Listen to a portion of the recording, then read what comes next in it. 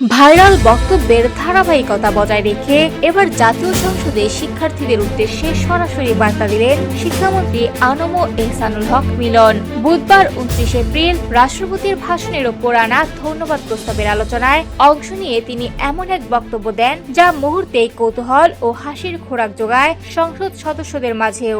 বক্তব্যের শেষ দিকে শিক্ষামন্ত্রী একেবারে ভিন্ন ভাষায় শিক্ষার্থীদের উদ্দেশ্যে বলেন, আমি অতি আদরের সোনামণিদের জন্য বলবো, এই তোমরা কেমন আছো? লেখাপড়া করছো তো? লেখাপড়া করতেই হবে। নকল, প্রশ্ন ফাঁস, জালিয়াতি কোনো কিছুই আর চলবে না। তার এই কথার ভঙ্গি যেন অনেকের কাছেই পরিচিত, কারণ এর আগেও সামাজিক যোগাযোগ মাধ্যমে তার একটি বক্তব্য ব্যাপকভাবে ভাইরাল হয়েছিল।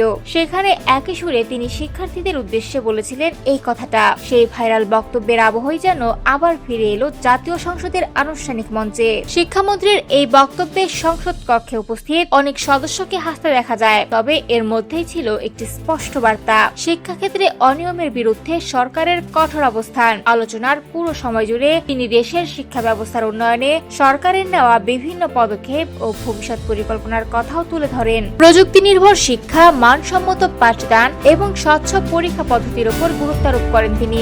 সব মিলিয়ে ভাইরাল স্টাইলের সেই পরিচিত ভাষা ব্যবহার করলেও শিক্ষামন্ত্রীর বার্তাটা ছিল পরিষ্কার। শিক্ষার্থীদের সঠিক পথে এগোতে হবে, আর শিক্ষা ব্যবস্থায় কোনো ধরনের অনিয়ম বরদাস্ত করা হবে না।